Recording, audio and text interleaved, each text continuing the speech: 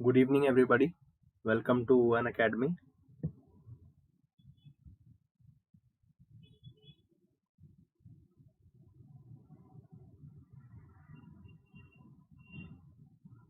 Good evening, everybody.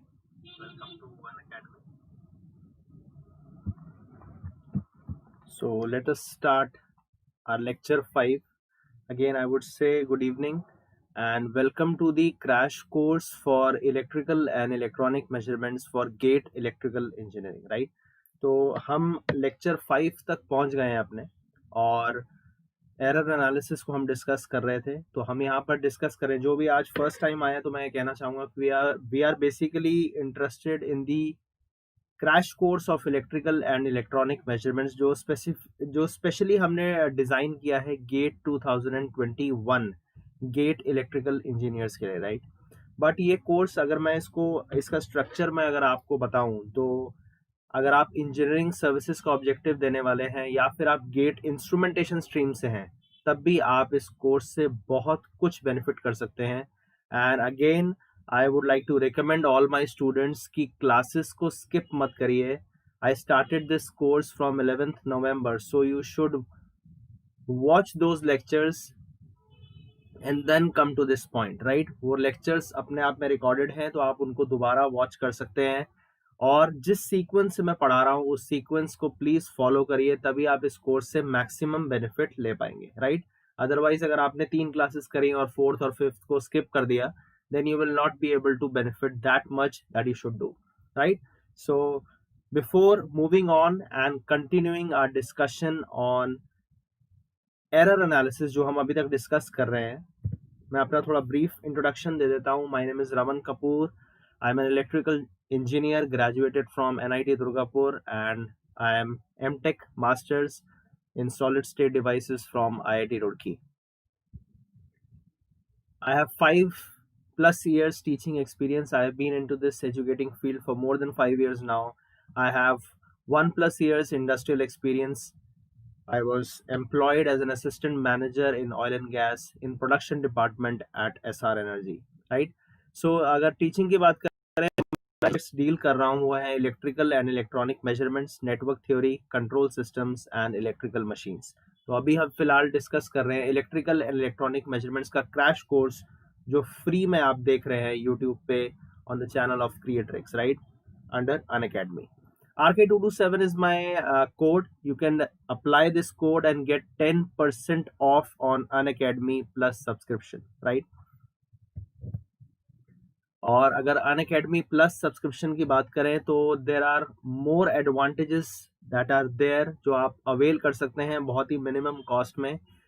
You can have the benefit of live classes, crash courses, weekly tests, doubt solving, language का कोई barrier नहीं है। ये वाला course भी मोस्टली हिंदी में रहेगा and rank improvement batches as well. इसके अलावा आइकॉनिक सब्सक्रिप्शन भी है जो प्लस सब्सक्रिप्शन का एक सुपीरियर वर्जन है, जहां पर you will have a personal coach on 1-to-1 guidance for you. You will have a proper study plan. You will have study booster sessions, personalized test analysis, preparatory study material, right?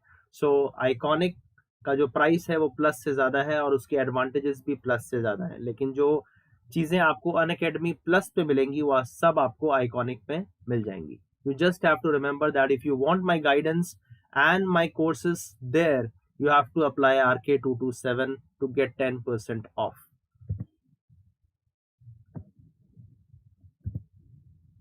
And these are the rates according to the months that you choose. 12 months ka rate, 18 and 24 months. And my job is here to just tell you that my code is RK227. You can apply that code to avail 10% discount. And these are the rates for iconic subscription. It is totally up to you कि आप knowledge कैसे लेना चाहते हैं, आपका present level क्या है, आपको कितनी गाइडेंस की ज़रूरत है।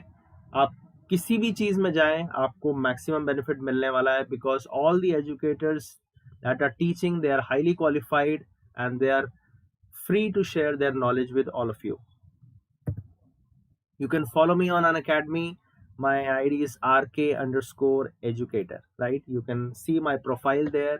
और बहुत ही जल्द उसमें स्पेशल क्लासेस और मेरी प्लस सेशंस आने वाले हैं। तो अगर आप अभी एनरोल करेंगे with 10% discount you can get using my code RK227, right?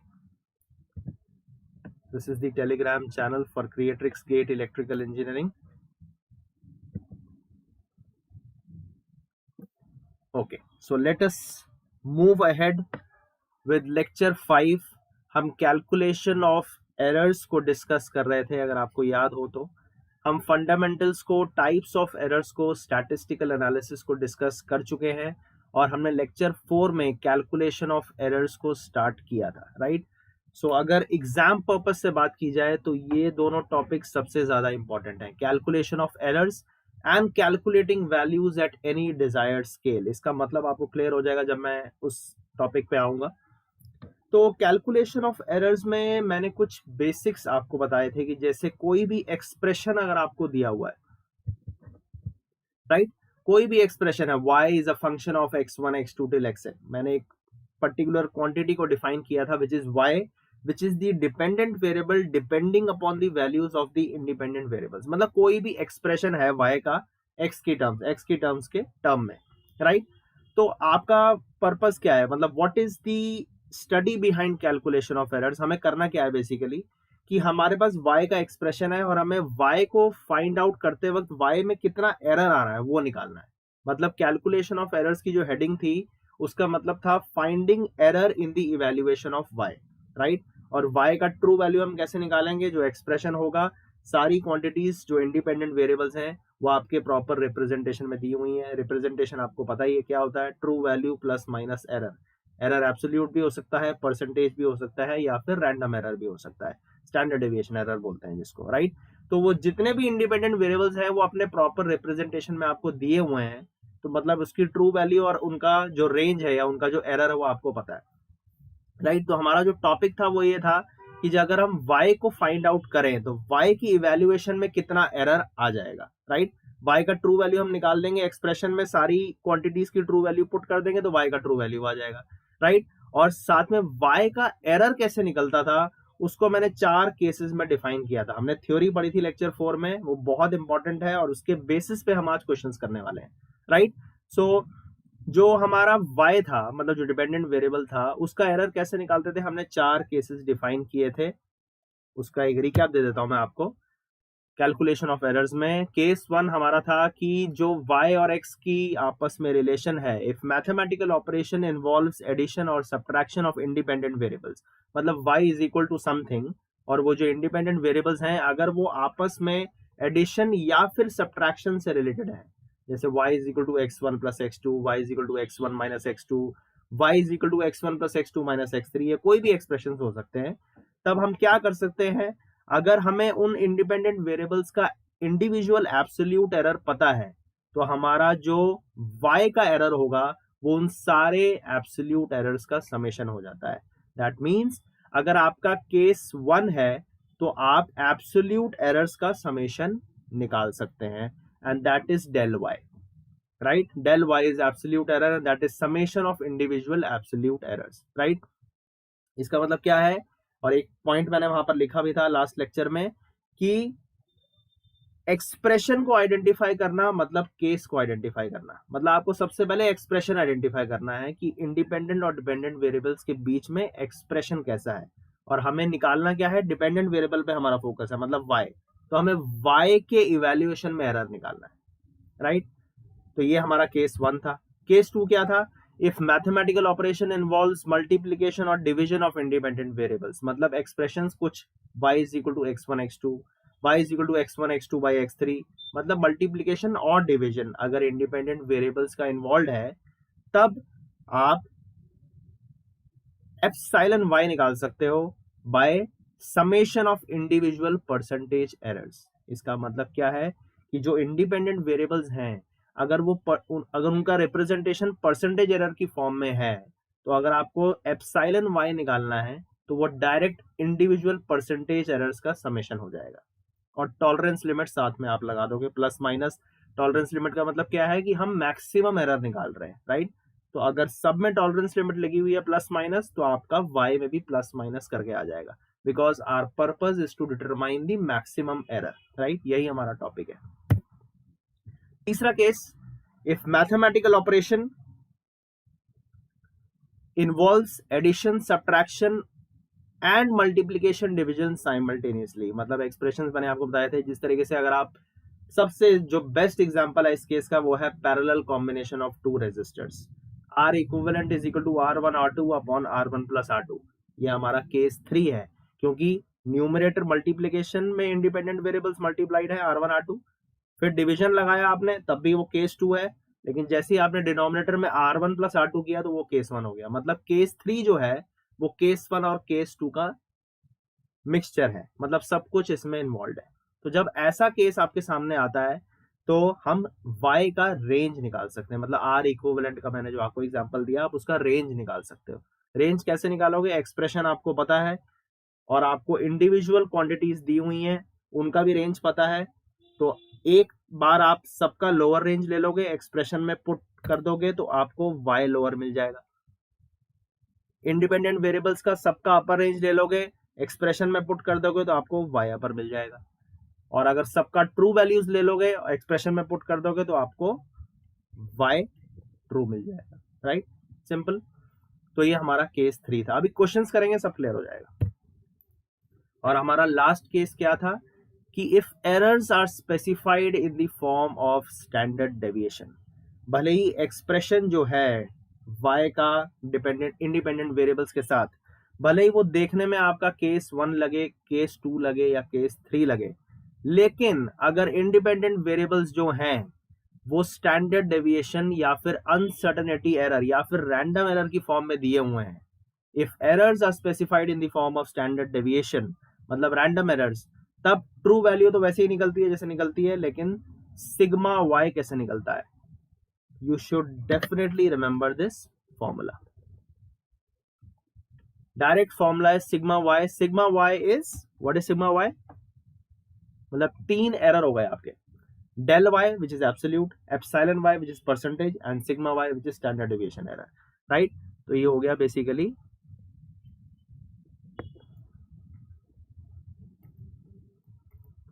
standard deviation error in y, right?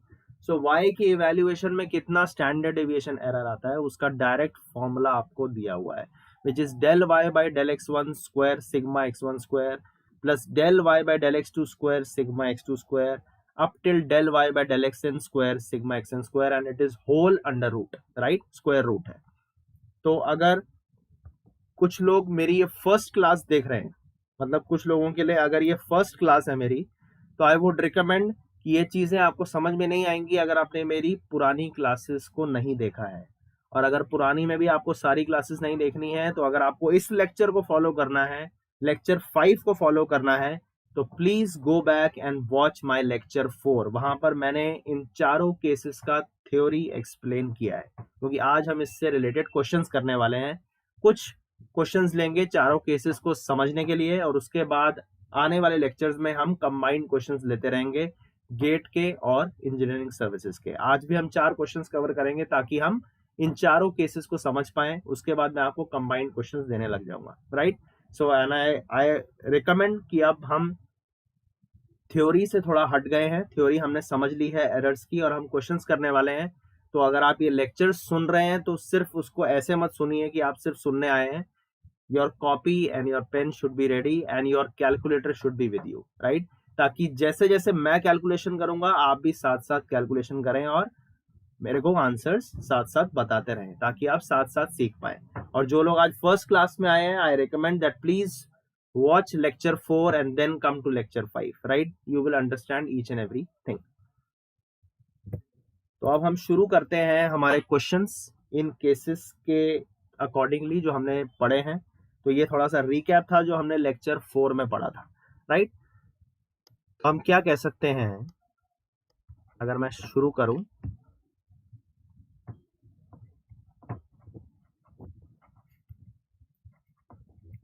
each of the independent variables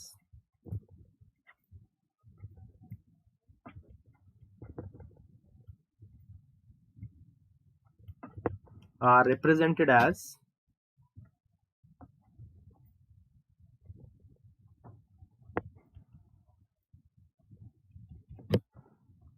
this, right?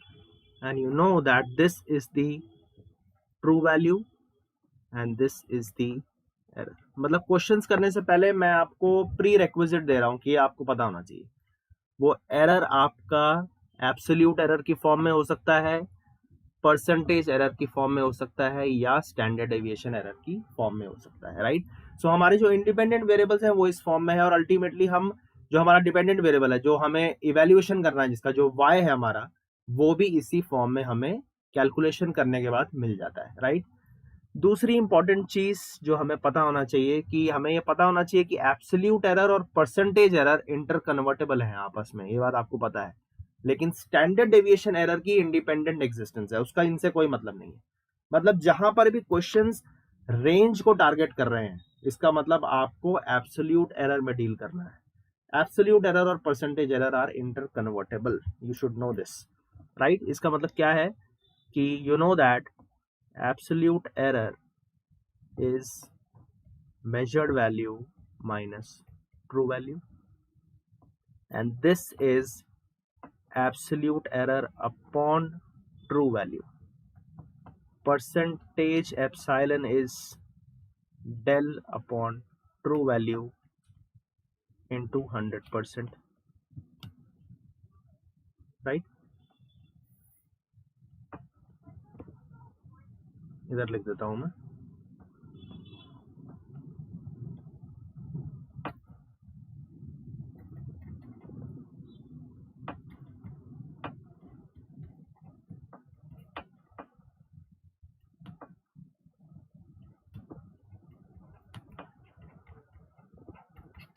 Right?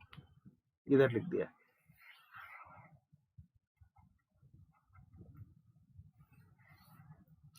Right?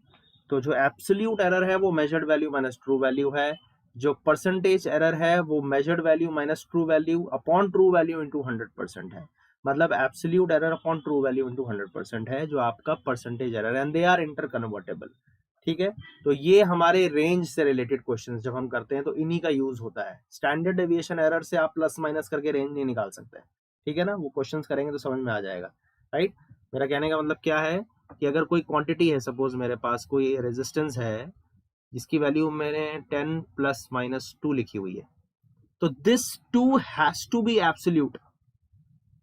अगर ये 2 स्टैंडर्ड डेविएशन एरर है तो आप 8 से 12 नहीं लिख सकते इसकी रेंज, राइट? इसका मतलब अगर ये रेजिस्टेंस 10 प्लस माइनस 2 है, इसका मतलब ये जो R है वो 10 माइनस 2 मतलब 8 या 10 प्लस 2 12 के बीच में लाई करता है, और ये इसकी रेंज हो गई। तो अगर आप रेंज लिख रहे हो मतलब 10 माइनस 2 कर रहे हो आप, और 8 लिख रहे हो और 10 प्लस 2 करके 12 कर रहे हो, तो ये 2 जो है वो एब्सोल्यूट एरर है, ये स्टैंडर्ड डेविएशन एरर नहीं है। क्योंकि देखने में क्या होता है ना, जब क्वेश्चंस हम करते हैं तो स्टैंडर्ड डेविएशन एरर और एब्सोल्यूट एरर दोनों एक जैसे दिखते हैं, because they are just numbers. Percentage error तो आप परसेंटेज के साइन से पहचान लोगे या डायरेक्टली लिखा होगा, लेकिन स्टैंडर्ड डेविएशन एरर और absolute error they are just numbers. So if 2 is standard deviation error for resistance, then you cannot say that the range of resistance is 8 to 12. I hope you are getting. If a resistance is written as 10 plus minus 2, then this 2 has to be the absolute error. It is not standard deviation error. If it is standard deviation error, तब आप resistance का range 8 से 12 नहीं लिख सकते, क्योंकि 10 minus 2, if 2 is sigma, then 10 minus sigma is not possible. 10 minus absolute is possible, क्योंकि measured minus true से ही आपको एब्सोल्यूट एरर मिलता है। जब मैंने रिप्रेजेंटेशन समझाया था क्वांटिटीज का तब ये चीज बताई थी, right? Please watch lecture 3 otherwise, ठीक है? समझ गए? ये बेसिक्स हैं, ये इंटर कन्वर्जन है आपस में। मतलब अगर कोई भी क्वांटिटीज एब्सोल्यूट एरर की फॉर्म में दी हुई है तो हम डायरेक्टली उसको परसेंटेज एरर में भी रिप्रेजेंट कर सकते हैं, ठीक है ना? This is inter convertible. तो आप फटाफट आप रिविजन कर लो चारों केसेस का, और क्वेश्चंस आएंगे एक के बाद एक, तो आप साथ साथ समझ पाएंगे कि ये कौन सा केस है। केस को कैसे आइडेंटिफाई करोगे? जिस भी क्वांटिटी का एरर पूछा गया है उसको रिप्रेजेंट कर दोगे, उसका फॉर्मूला लिख दोगे और उससे पता चल जाएगा कि एक्सप्रेशन कैसा है। एक्सप्रेशन से आपको केस पता चल जाएगा। Let us come to the first question.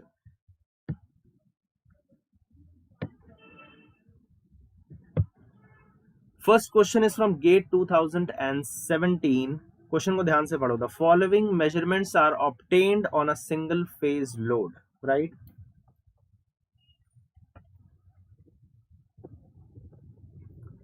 Following measurements are obtained on a single phase load. Voltage across the load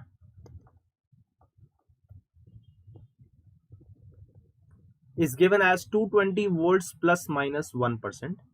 Current through the load is given as 5 amperes plus minus 1%, and power dissipated in the load, that is W, is given as 555 watts plus minus 2%.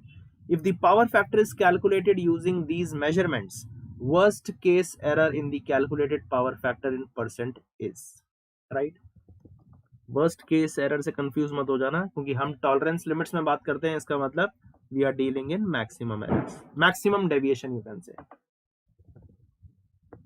तो worst case error का मतलब होता है tolerance limit के साथ, मतलब इसके साथ। तो इससे पहले हम आगे बढ़े, आपको पता चल जाना चाहिए कि ये केस कौन सा है। केस कैसे आइडेंटिफाई करोगे आप? आपने 4 केसेस पढ़े हैं, ठीक है ना। तो हमें किसका एरर पूछा गया है? पावर फैक्टर का पूछा गया है, मतलब पावर फैक्टर हमारा डिपेंडेंट वेरिएबल हो गया। तो सबसे पहले एक्सप्रेशन क्या है हमारा? What is W? That is power across the load, power dissipated in the load, और you can say active power, that is VI cos phi। Single phase expression, single phase load के लिए ये चीज आपको पता है। लेकिन हमें जो वर्स्ट केस एरर निकालना है वो पावर में नहीं निकालना है, हमें पावर फैक्टर में निकालना है। इसका मतलब cos phi को आपको रिप्रेजेंट करना पड़ेगा PL अपॉन VI में, जिसको मैं W अपॉन VI लिख सकता हूं कि नहीं? तो अब मैं वही एनालॉजी यूज करने वाला हूं जैसे मैंने आपको थ्योरी समझाई है, राइट। तो cos phi is equal to W by VI। तो अभी अब देखो इसमें कैसे कंपैरिजन हो रहा है।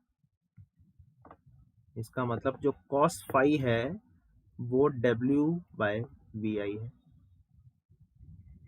या फिर अगर मैं इसको ऐसे लिख दूं कि जो y है मेरा वो x1 अपॉन x2 x3 है, ऐसा लिख सकते हैं कि नहीं यार? ये वही एनालॉजी है। लेक्चर 4 में चला जाओ अगर नहीं समझ में आ रहा है तो। मैंने क्या बोला था? y क्या है? y आपका डिपेंडेंट वेरिएबल है। y मतलब कौन सा वेरिएबल है? जिसमें एरर आपको फाइंड आउट करना है, मतलब जिसकी ट्रू वैल्यू हम निकालेंगे या जिसका एरर निकालेंगे, राइट, जो हमें इवेल्युएट करना है। तो cos phi हमें इवेल्युएट करना है, मतलब पावर फैक्टर, राइट। तो W अपॉन VI लिख दिया। एक्सप्रेशन हमें पता था पावर का, तो y is equal to x1 upon x2 x3। कौन सा केस है ये? केस को आइडेंटिफाई करना मतलब पहले एक्सप्रेशन लिखना, फिर देखना ये कौन सा केस रिप्रेजेंट कर रहा है क्वांटिटीज के रिलेशन के accordingly. It is case 2। Mathematical operation involves multiplication और डिवीजन ऑफ इंडिपेंडेंट वेरिएबल्स। आप देख सकते हो W upon VI, W division, V into I again product, right. Multiplication division involve है। तो केस 2 है ये। तो केस 2 में क्या करते हैं? परसेंटेज एरर का समेशन कर देते हैं। Isn't it simple? तो आपको पता है कि अगर ये केस 2 है तो जो पावर फैक्टर में जो परसेंटेज एरर होगा वो पावर का, वोल्टेज का और करंट का परसेंटेज एरर ऐड होके मिलेगा, और वो डायरेक्टली हमें मिल सकता है, राइट। इसका मतलब ये जो दिया हुआ है वो डायरेक्टली विजिबल है, लेकिन फिर भी थोड़ा इलेबोरेट करके पढ़ाएंगे इसको। V is equal to 220 plus minus 1%, I is equal to 5 plus minus 1%,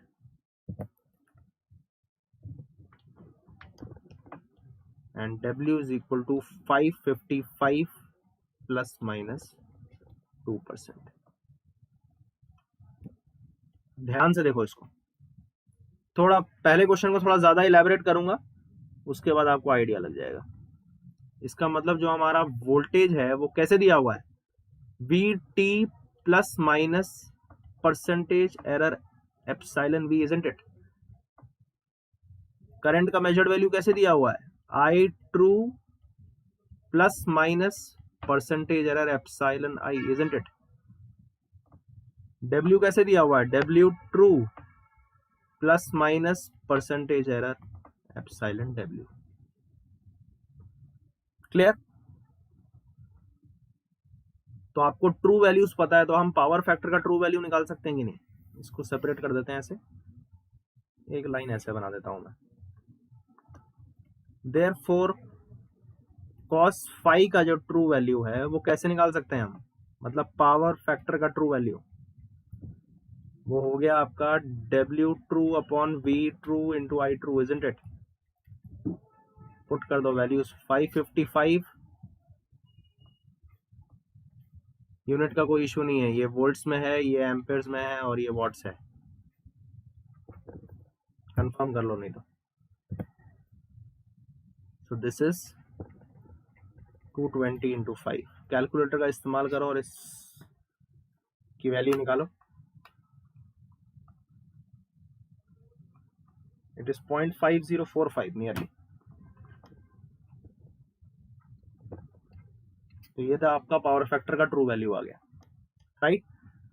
case 2 था हमारा multiplication division of independent variables, और उसमें क्या होता है बेसिकली, ये तो बहुत ही डायरेक्ट क्वेश्चन हो गया।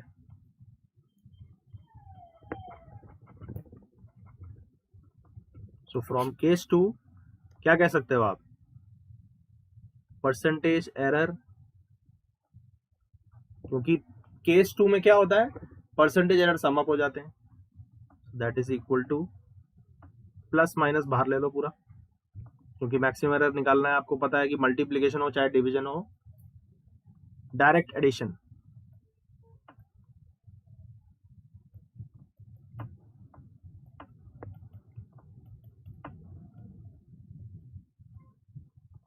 वैल्यूज दी हुई हैं, डायरेक्ट पुट कर दो इसको। कितना है? 2 + 1 + 1,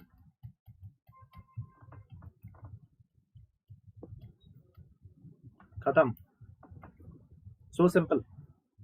तो क्या हो गया आंसर हमारा? cos फाई को क्या लिख सकते हैं हम?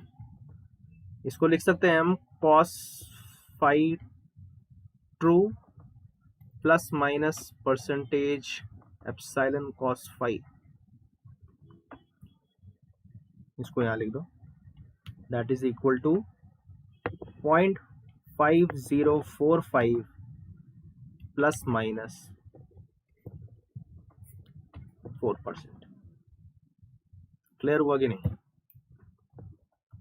Option A is correct. Worst case error in the calculated power factor. तो क्या समझ में आया आपको?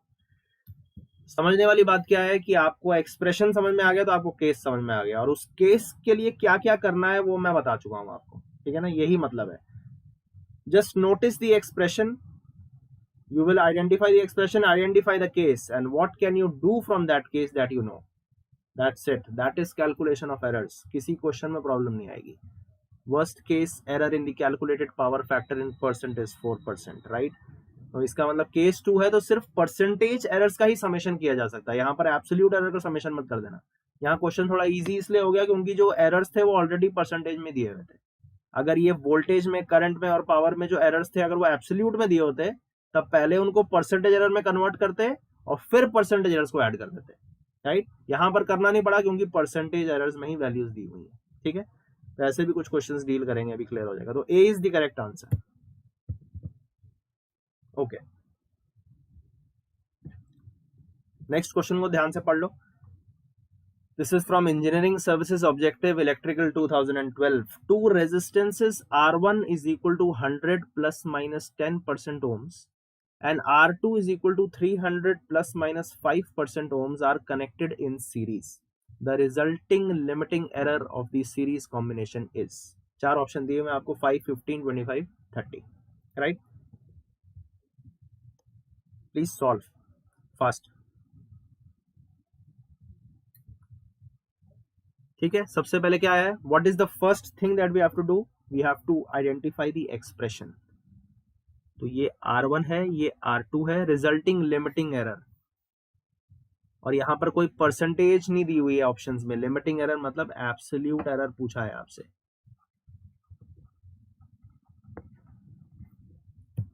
एब्सोल्यूट एरर, लिमिटिंग एरर या स्टैटिक एरर एक ही चीज होती है, ये बता चुका हूं मैं आपको।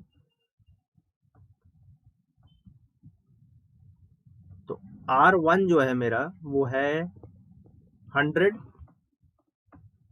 प्लस माइनस 10%, और R2 जो है वो है हमारा 300 plus minus 5%। Both of them are connected in series. इसका मतलब क्या है कि R इक्विवेलेंट जो है वो R1 प्लस R2 है। सबसे पहले काम होता है एक्सप्रेशन को लिखना और केस को आइडेंटिफाई करना। तो अभी तक आप केस आइडेंटिफाई कर गए होंगे। R equivalent is equal to R1 plus R2, और जिस तरीके से हमने पढ़ा है उसके accordingly y is equal to x1 plus x2 हो गया है। इसका मतलब ये तो साफ साफ केस 1 हो गया, राइट? समझ में आया कि नहीं आया? मैथमेटिकल ऑपरेशन इन्वॉल्व्स एडिशन और सब्ट्रैक्शन ऑफ इंडिपेंडेंट वेरिएबल्स। तो अगर केस 1 है तो उस केस 1 से क्या जानकारी हमारे पास है? तो अगर ये हमारा एक्सप्रेशन है तो हम ये कह सकते हैं कि अगर केस 1 है, मैथमेटिकल ऑपरेशन इन्वॉल्व्स एडिशन और सब्ट्रैक्शन ऑफ इंडिपेंडेंट वेरिएबल्स, इसका मतलब एब्सोल्यूट एरर्स ऐड हो जाएंगे। इसका मतलब जो केस 1 से इंफॉर्मेशन हमारे पास है वो ये है। So del R equivalent is equal to del R1 plus del R2। यहाँ पर परसेंटेज एरर्स को ऐड मत कर देना, ये केस 1 है, ठीक है? और उसकी कोई दिक्कत ही नहीं है क्योंकि एडिशन होता है। तो यहाँ अगर इसको आप ऐसे क्लोज करोगे तो इधर डायरेक्टली प्लस माइनस आ जाएगा। Maximum error, worst case error ही होते हैं हमेशा, right? Addition of individual absolute errors. लेकिन यहाँ पर प्रॉब्लम क्या है? प्रॉब्लम ये है कि जो आपके R1 और R2 हैं उनका जो एरर है वो परसेंटेज एरर की फॉर्म में दिया हुआ है। और आप 10 प्लस 5, मतलब कई लोग इस क्वेश्चन को गलत कैसे कर सकते हैं, वो 10 प्लस 5 ऐड करके 15 ऑप्शन बी को मार्क कर देंगे, जो बिल्कुल गलत है। क्यों? क्योंकि both the resistances are connected in series and R equivalent is equal to R1 plus R2, जो रिप्रेजेंट कर रहा है Y is equal to X1 plus X2, मतलब एडिशन ऑफ क्वांटिटीज। इसका मतलब केस 1 है ये, और केस 1 में इंडिविजुअल एब्सोल्यूट एरर्स का समेशन होता है, परसेंटेज एरर्स का नहीं होता है। इसका मतलब क्या है कि हमें R1 और R2 को पहले एब्सोल्यूट एरर की फॉर्म में लेके आना पड़ेगा, फिर जो ऐड करके आपको मिलेगा that is correct. That will not be 15, that should be something else. उसको करते हैं वेरीफाई। तो R1 is equal to 100 plus minus 10।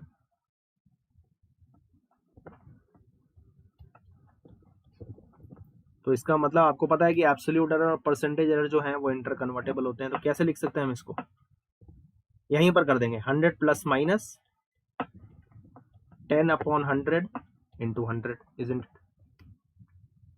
I hope this is clear. ये कन्वर्जन आपको करना आता होगा, अगर किसी को डाउट हो गया तो ये देख लो।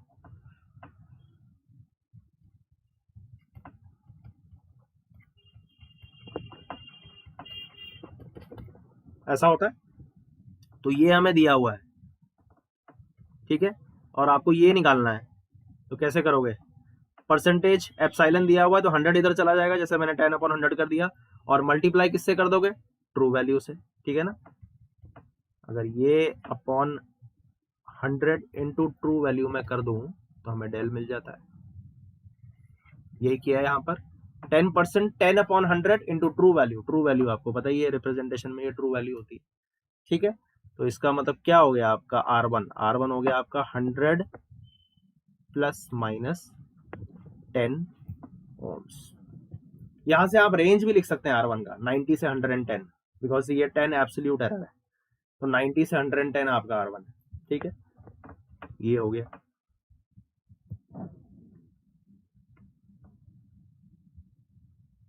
सिंपल क्वेश्चन है, आप में से कई लोगों ने कर भी लिया होगा अभी तक, लेकिन मैं फिर भी डिटेल में बता रहा हूँ। 300 प्लस माइनस 5%।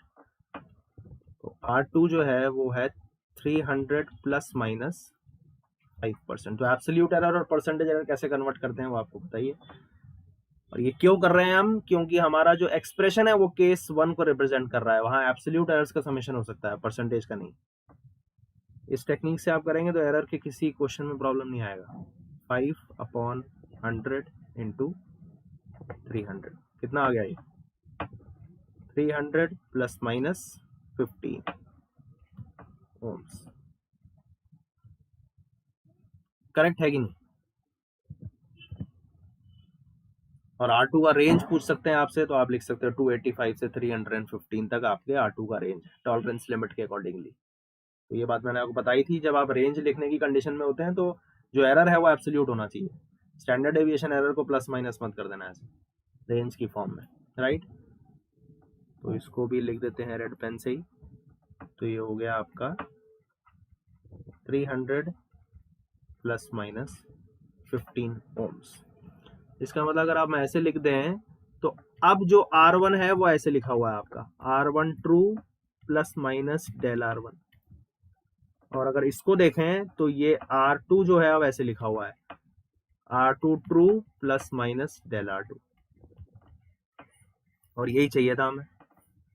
ये क्यों कर रहे हैं हम, क्योंकि हमें ये चाहिए। तो मेरे ख्याल से आंसर तो डायरेक्टली विजिबल हो गया है अब, लेकिन हम लिख देते हैं इसको। तो R इक्विवेलेंट का ट्रू वैल्यू क्या हो जाएगा, R1 true plus R2 true, that is 100 plus 300, that is 400 ohms. सही है कि नहीं, राइट। और डेल R इक्विवेलेंट क्या हो जाएगा, केस 1 है तो del R1 plus del R2, that is equal to 10 plus 15, that is 10 plus 15, that is 25 ohms। तो therefore R equivalent कैसे लिख दिया मैंने, अब R equivalent को आप लिख सकते हो 400 प्लस माइनस 25 ohms। ये आपका आंसर है। समझ में आया कि नहीं? इसको थोड़ा और मॉडिफाई कर दो समझने के लिए। एब्सोल्यूट एरर और परसेंटेज एरर इंटर कन्वर्टेबल है, तो R इक्विवेलेंट को आप और कैसे लिख सकते हो, इसको लिखा जा सकता है 400 प्लस माइनस, ये एब्सोल्यूट एरर है और ये ट्रू वैल्यू है, तो absolute error upon true value into 100% अगर कर दें तो ये परसेंटेज एरर की फॉर्म में आ जाएगा, दैट इज 400 प्लस माइनस कितना हो गया, कट गया वो 25/4 is 6.25। ये लो कर लिया मैंने कैलकुलेटर से आपकी उसके लिए कंफर्मेशन के लिए। ये भी बिल्कुल करेक्ट है, लेकिन हमसे क्या पूछा गया है ये, तो हमारा आंसर ये है। आई होप कि समझ में आ रहा है आपको। तो यार आंसर हो गया C, resulting limiting error of the series combination is 25, right. तो ये हो गया हमारा केस 1।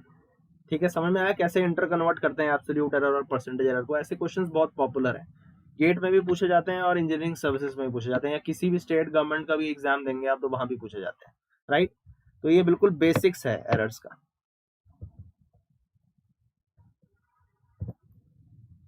ठीक है, तो आर इक्विवेलेंट। अब आपसे अगर कोई रेंज पूछ ले तो रेंज भी बता सकते हो, एब्सोल्यूट एरर की फॉर्म में भी बता सकते हो, और परसेंटेज एरर की फॉर्म में भी बता सकते हो। पहला काम जो सही करना है वो क्या करना है कि एक्सप्रेशन सही लिखना है और उसके अकॉर्डिंगली केस को आइडेंटिफाई करना है प्रॉपरली, फिर आप कुछ भी करते रहो, टॉलरेंस लिमिट एग्जैक्टली सेम लगेगी, right, plus minus.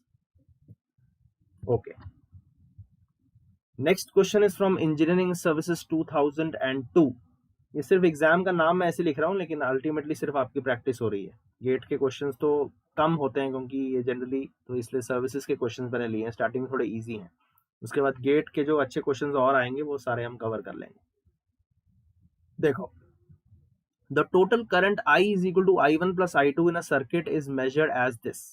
I1 is equal to 150 plus minus 1 amperes, I2 is 250 plus minus 2 amperes, where the limits of error are given as standard deviations. What is I? तो यही मैं इतनी देर से कह रहा था आपको। अब देखो इस एक्सप्रेशन को देखो, ये एक्सप्रेशन देखने में कैसा लग रहा है, I is equal to I1 plus I2, it is representing case 1, मतलब एडिशन ऑफ इंडिपेंडेंट वेरिएबल्स है। लेकिन जो ये वैल्यूज हैं, ये और ये आपके एब्सोल्यूट एरर्स नहीं है, क्योंकि यहाँ लिखा हुआ है कि जो लिमिट्स ऑफ एरर है वो स्टैंडर्ड डेविएशंस है। इसका मतलब irrespective of the nature of expression, if the errors are specified as standard deviation errors, it is undoubtedly case 4, और आप इसका इवैल्यूएशन केस 4 की तरह ही करेंगे। और क्या जो गलती है जो स्टूडेंट्स कर देते हैं वो हमें नहीं करनी है, कि जो I1 150 प्लस माइनस 1 दिया हुआ है, अब I1 का रेंज 149 से 151 नहीं है, क्योंकि ये जो 1 है वो डेल I1 नहीं है, ये सिग्मा I1 है। उसी तरीके से I2 का जो रेंज है वो 248 से 252 नहीं है, राइट, क्योंकि स्टैंडर्ड डेविएशन एरर को आप ऐसे प्लस माइनस नहीं कर सकते, वो एब्सोल्यूट एरर को कर सकते हो। तो 250 प्लस माइनस 2 ये सिग्मा I2 है, ये डेल I2 नहीं है, ठीक है ना। तो रेंज का क्वेश्चन अगर आएगा तो इससे रेंज सॉल्व नहीं हो सकती, राइट। तो हमें कैसे सॉल्व करना है इसको, तो हमें क्या दिया हुआ अल्टीमेटली, हम कह सकते हैं I1 जो है वो हमारा I1 true plus minus sigma I1 की फॉर्म में दिया हुआ है, this is not del I1, और ये वैल्यूज हमें दी हुई है 150 प्लस माइनस 1। उसी तरीके से जो हमारा I2 है वो I2 true plus minus sigma I2 दिया हुआ है, और ये वैल्यू है हमारी 250 प्लस माइनस 2। मतलब I1 का ट्रू वैल्यू 150 है, I2 का ट्रू वैल्यू 250 है। I1 का स्टैंडर्ड डेविएशन है सिग्मा I1 इज 1, और वो सिग्मा I2 है वो 2 है, ठीक है ना। तो ये आपको दिया हुआ है, और ये केस 4 है। ट्रू वैल्यू कैसे निकालनी है आपको पता ही है, बस आपको अल्टीमेटली क्या निकालना है, सिग्मा I निकालना है, बस उसका फॉर्मूला होता है डायरेक्टली, वो भी देख लेते हैं, इजी हो गया क्वेश्चन, ठीक है। तो सबसे पहले निकाल देते हैं आपका true value. So what is I true, I true expression में ट्रू वैल्यू पुट कर दोगे तो आपको ट्रू वैल्यू मिल जाएगा। This is I1 true plus I2 true, कितना हो गया 150 प्लस 250, कितना हो गया 400 एम्पेयर्स। ट्रू वैल्यू तो निकल गया आएगा। Limits of error are given as standard deviations, what is I, तो आपको निकालना है कि ultimately you have to find sigma I, उसका डायरेक्ट फॉर्मूला होता है, वो आपको पता है, ठीक है, लिख लिया, ओके। तो सिग्मा I कैसे निकालोगे, सिग्मा I दो क्वांटिटीज हैं आपके सामने, I is equal to I1 plus I2, और सिग्मा I का फॉर्मूला अगर हम पुट करें ढंग से तो कैसे लिखेंगे उसको, del I by del I1 square sigma I1 square plus del I by del I2 square sigma I2 square, ये पूरा अंडर रूट है, राइट। तो सिग्मा I1 और सिग्मा I2 की वैल्यू तो आपको गिवन है, आपको सिर्फ del I by del I1 निकालना है। मतलब आपका जो I का एक्सप्रेशन है उसमें आपको उस एक्सप्रेशन को पार्शियली डेरिवेट करना है once with respect to I1, and definitely you know the meaning of partial derivative, you will treat I2 as a constant, right. Similarly you have to find del I by del I2, put the values in the formula, find sigma I, and of course it is an under root, so automatically the tolerance limit comes inbuilt, right. Simple हो गया। तो ये expression है आपको, तो यहां से आपको इतना मैथमेटिक्स आता होगा सिंपल। तो del I by del I1 कितना हो जाएगा 1, ये कोफिशिएंट 1 है, और del I by del I2 कितना हो जाएगा, I1 को कांस्टेंट ट्रीट करेंगे, ये भी 1 हो गया। तो ये वैल्यू हमें चाहिए फॉर्मूला में, ठीक है ना। तो ये आपका निकल गया इधर, इसको सेपरेट कर दो ऐसे। तो व्हाट इज सिग्मा I, इसको पुट कर दो, that is 1 square, sigma I1 की वैल्यू देख लो पीछे से क्या है 1, इसका भी स्क्वायर है 1 स्क्वायर, सिग्मा I2 कितना है 2, कितना आ गया ये under root 1 plus 4, that is under root 5। Under root 5 मेरे ख्याल से 2.23 होता है, देख लो एक बार फिर से करके, या 2.236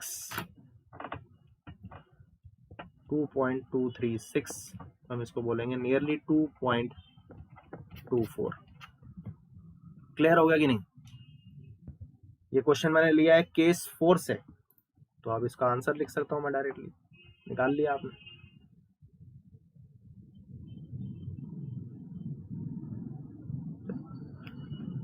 तो व्हाट इज आई?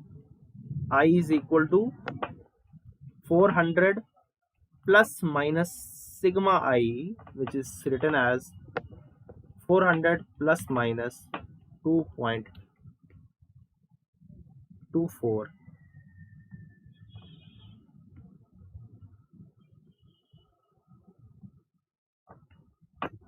2.24 एम्पेयर्स। ये करेक्ट है, राइट?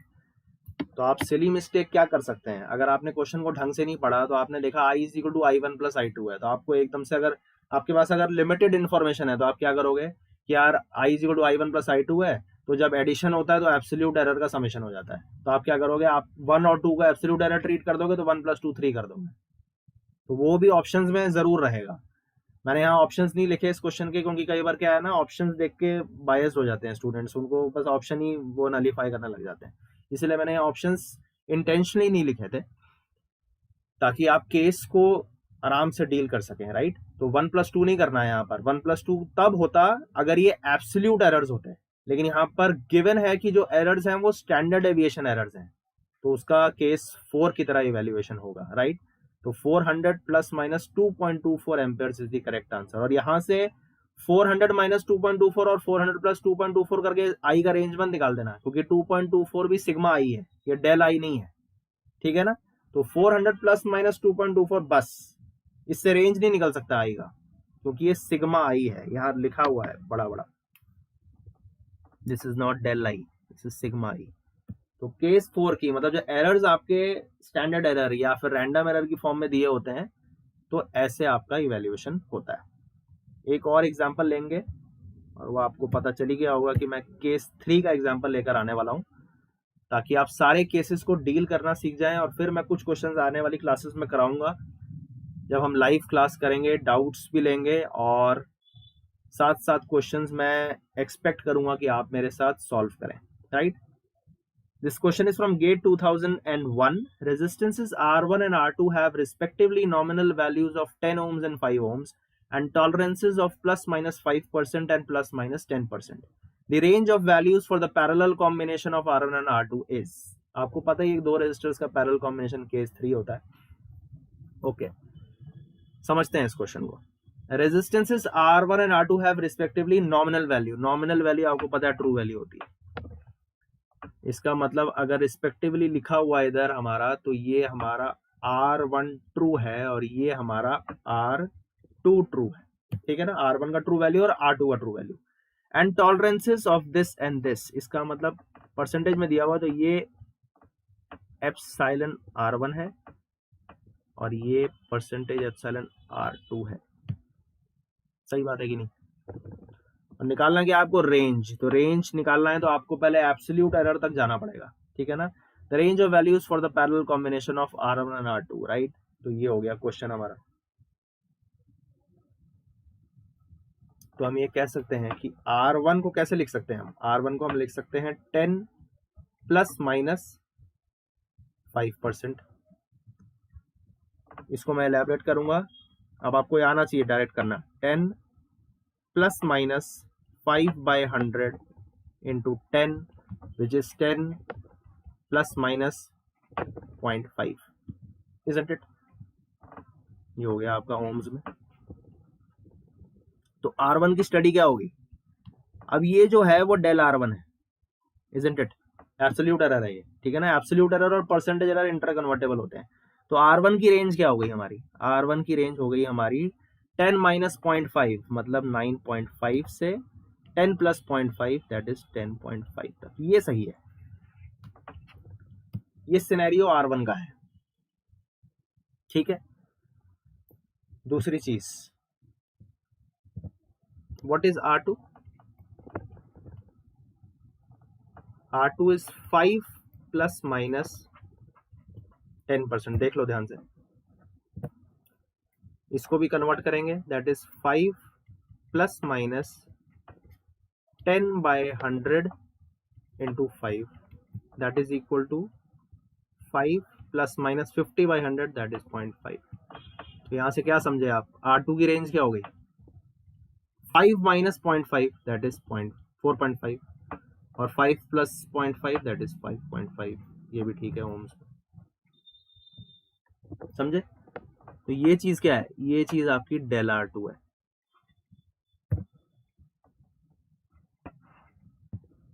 ठीक है कि नहीं। और R इक्विवेलेंट क्या है, R1 R2 upon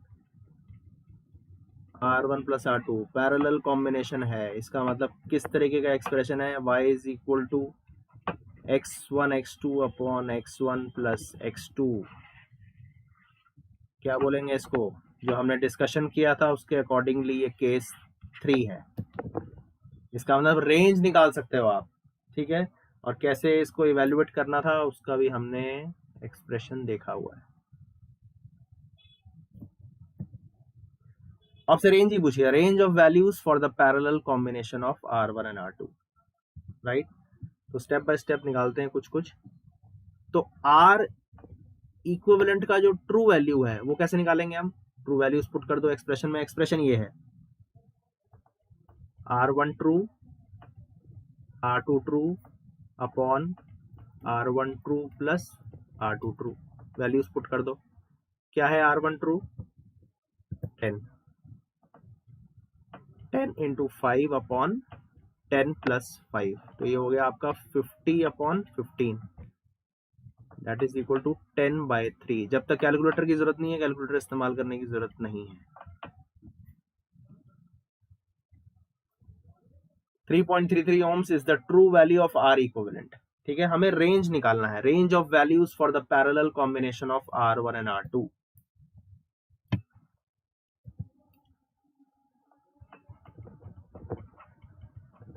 finding lower range of R equivalent. मैंने बताया था कि अगर ऐसा केस आ जाए तो आप रेंज निकाल सकते हो, putting lower and upper ranges of independent variables and accordingly calculating the range for the dependent variable, right. तो कैसे निकालोगे, इधर कर लेते हैं। R equivalent lower will be R1 lower R2 lower upon R1 lower plus R2 lower. R1 क्या था, ये 9.5 into 4.5 upon 9.5 plus 4.5। Calculator use करो और इसकी वैल्यू निकालो ओम्स में।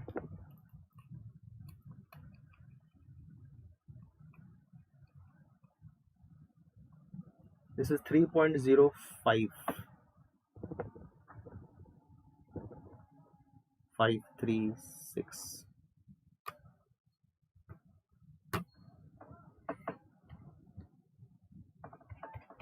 राइट। तो ये हो गया lower range of R equivalent.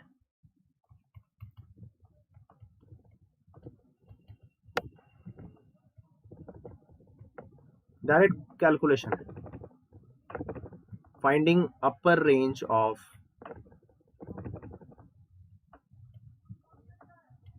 R equivalent. कैसे निकालोगे, R equivalent upper is equal to R1 upper R2 upper upon R1 upper plus R2 upper. तो ये वैल्यूज आपको पता है, that is 10.5 into 5.5 upon 10.5 plus 5.5। Find this.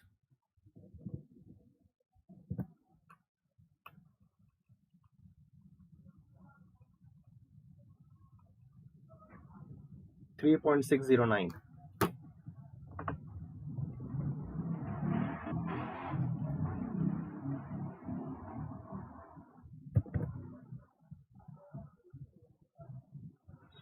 Clear है कि नहीं है?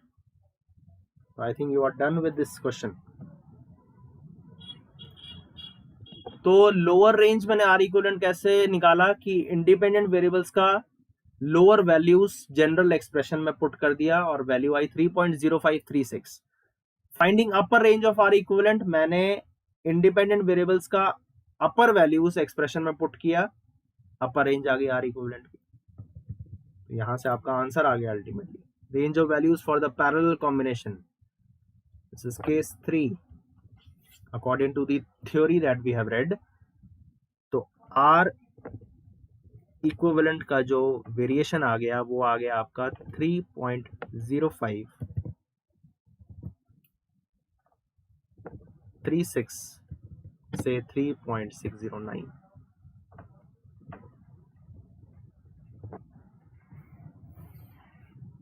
This is the correct answer.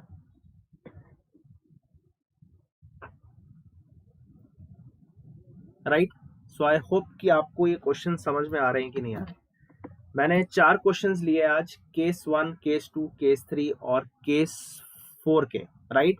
और मेरा एम यही था कि मैं आपको चारों केसेस समझा पाऊँ, राइट। मैं अभी और क्वेश्चंस करने वाला हूँ आने वाली क्लासेस में, जब हम एरर एनालिसिस को वाइंड अप कर देंगे मोस्ट प्रॉब्ली कल की क्लास में या नेक्स्ट क्लास में, तो तब और क्वेश्चंस लेंगे और इसमें और कॉन्सेप्ट समझाएंगे कि मतलब परसेंटेज एरर भी लोअर और अपर रेंज का केस 3 में कई बार डिफरेंट हो सकता है based upon the values, right. अगर वो सेम आता है तो हम उसको टॉलरेंस लिमिट की फॉर्म में लिख सकते हैं, लेकिन वो सेम नहीं आता तो नहीं लिख सकते, राइट। लेकिन अभी जो क्वेश्चन ये था कि आपसे रेंज ही पूछी गई थी, राइट, तो रेंज ऐसे निकालते हैं। मतलब अभी मेरा पर्पस ये था कि मैं आपको चारों केसेस कुछ एग्जाम्पल्स की फॉर्म में समझाऊं। बाद में कुछ क्वेश्चंस जो गेट में पूछे गए हैं वो हम कवर करेंगे, तो आपको ये चीजें और क्लियर हो जाएंगी, right. So 3.0536 to 3.609 is the range of values for the parallel combination of R1 and R2. This is the meaning of case 3, right? कि आपका जो एक्सप्रेशन है अगर वो एडिशन, सब्ट्रैक्शन, मल्टीप्लीकेशन, डिवीजन चारों को इन्वॉल्व कर रहा है तो आप इस तरीके से वर्क करते हैं उस केसेस में, right. So this is the correct answer.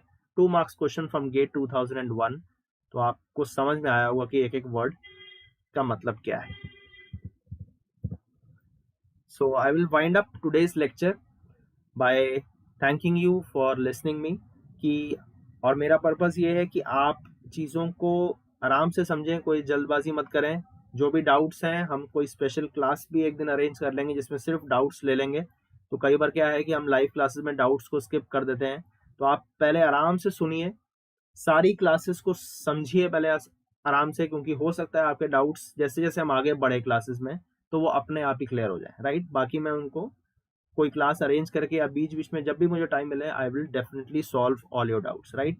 But please relax and follow these things. I am giving you the simplest ways to deal with measurements and instrumentation, right? So for today's lecture, thank you, thanks a lot for listening.